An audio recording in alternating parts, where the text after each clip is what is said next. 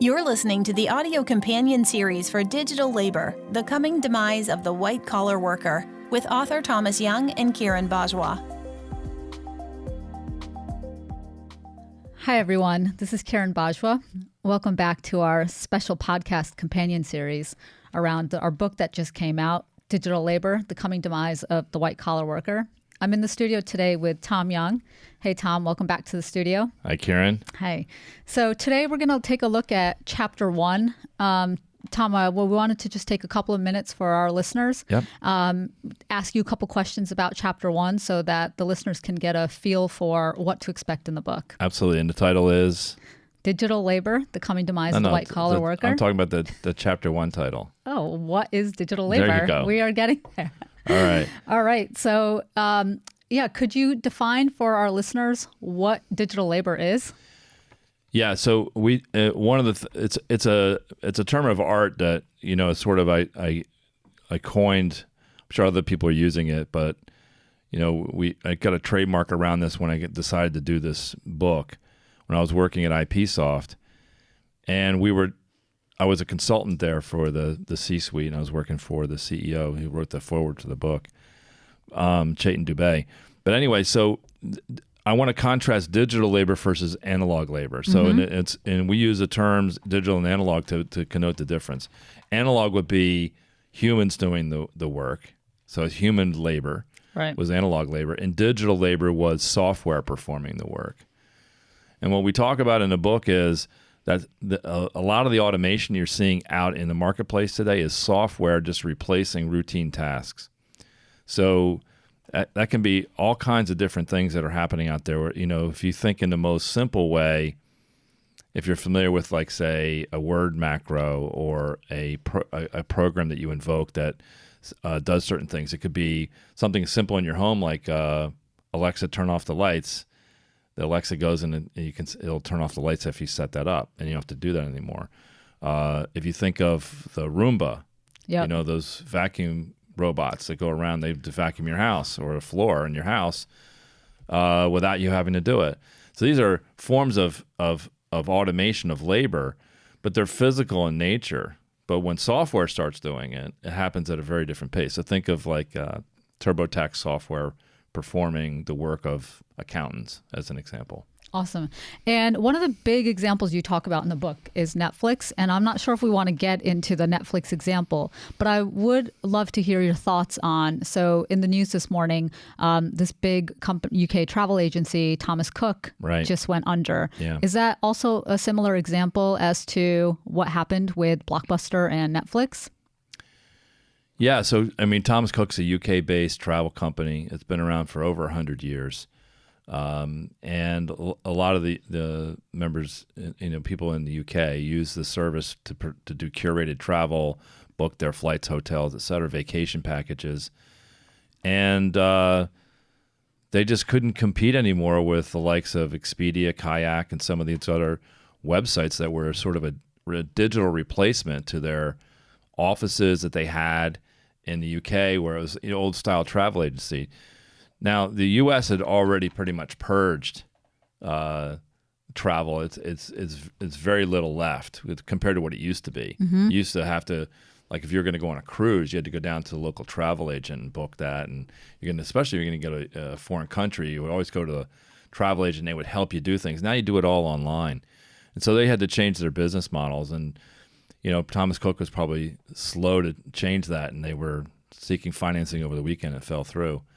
And so they went up. I think they stranded, I read, 150,000 travelers because they literally ceased operations this morning. It's massive. But you see, again, software just replacing what people used to do.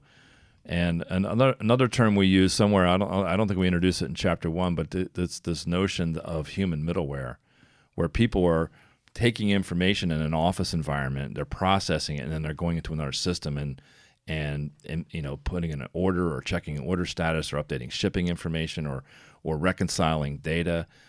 That stuff is now being done by advanced software, and it's done better, faster, cheaper. So we talk about this notion, and digital labor is really meant to connote software doing the work of people.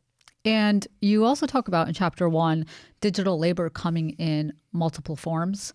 So in the form of task automation to the orchestration of multiple tasks to AI. Right. Can you just touch on that briefly? Yeah. So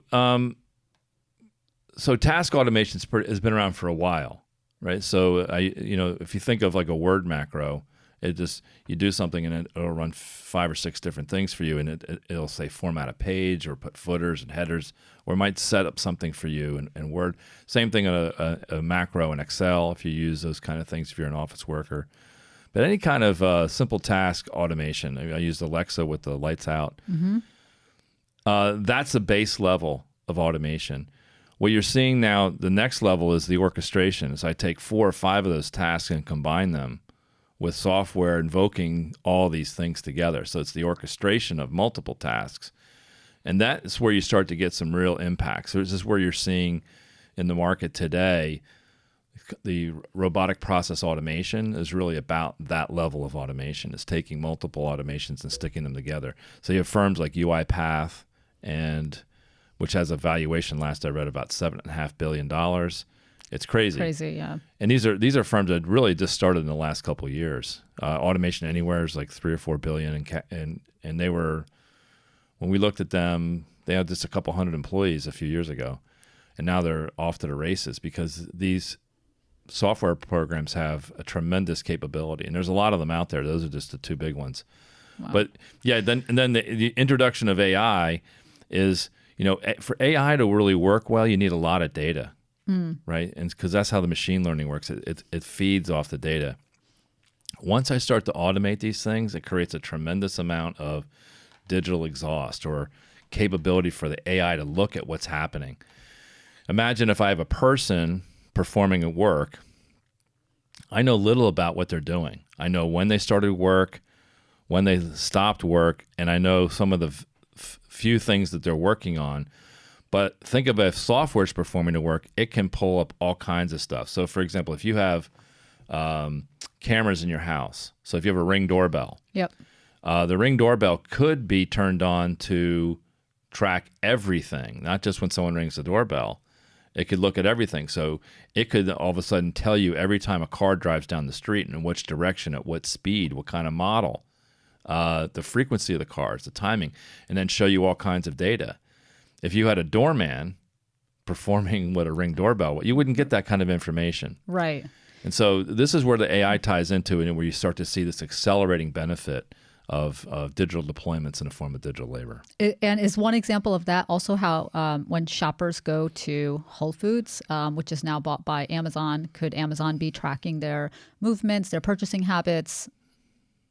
Could that be a form as well? Yeah, it's all of the above. Okay. For the avoidance of doubt, Amazon's tracking everything you're doing. Yeah, I just want the listeners to get a sense of the magnitude. And you can see it in your social media feeds. You talk about something in front of one of these devices, it'll be in your feeds within hours.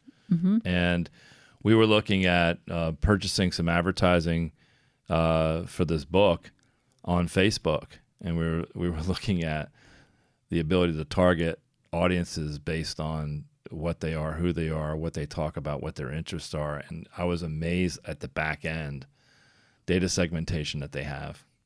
But all this exists because we're now putting software everywhere. Yeah. And it's now starting to perform the work. And it can do some things today, more things tomorrow. And in the next few years, it'll really far exceed what you think it can do. Cool. One last question I have before we wrap up this chapter. So you touch on in the book this concept of waves. Yeah. So that all this, the stuff and the progression of the waves. Can you just explain to people what the wave? Yeah. So when we introduce the topic of digital labor, we talk about the visible impacts of that labor. So the first wave is what we call the primary wave. Is if I'm able to figure out how to deploy the software, I get the work output better, faster, cheaper. Mm-hmm. Now, it's not without its issues, right? Because if it only takes part of your job, I'm left with sort of I only save 4 hours a day. If I can't fill that up with useful time, it creates an issue. But let's take that to the next level. The primary wave does things better, faster, cheaper. And we introduced this thing called the zero concept, where you see zero cycle times, zero defects, and zero cost. The second wave is the consequential benefits. And you brought up Amazon and Whole Foods. Once I start to have software do everything, so I'm now using software to do my online shopping. It's tracking everything I'm looking at, I'm considering. It can look at your eyeballs in terms of where you're focused on the page based on a lot of different things, including access to your camera that you may not know about. It's looking at everything, and it's taking that and then it's targeting the marketing to you. And so the consequential benefits are in wave 2. And wave 2 says, I'm going to exploit all the digital exhaust that comes off the first wave and exploit it. I'm going to sell data about you. That's what Google's business is. That's what Facebook's business is. You don't charge for Facebook.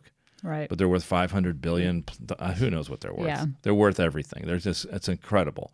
But it's about selling people's digital exhaust. So it's a tremendous business.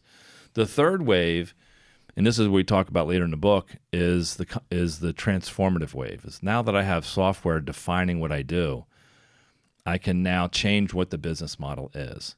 And so this is what Netflix did. They competed with Blockbuster in a digital way, and it ultimately became a movie studio. So they're spending, last I heard, $15 billion on original content. Yeah, when they put Blockbuster out of business, they weren't worth $15 billion as a company. Now they spend $15 a year on original content, and they're one of the dominant studios in Hollywood. So that third wave is the transformative wave, and it can be anything, but it's reimagining your whole business model. Great. Well, thank you very much. So we invite listeners to visit Amazon.com, Digital Labor, The Coming Demise of the White Collar Worker. And also you can check out digitallaborbook.com as well. Well, thanks, Tom. Thanks. Thanks for listening. Be sure to listen to our next episode on Chapter 2, Knowledge Worker Automation.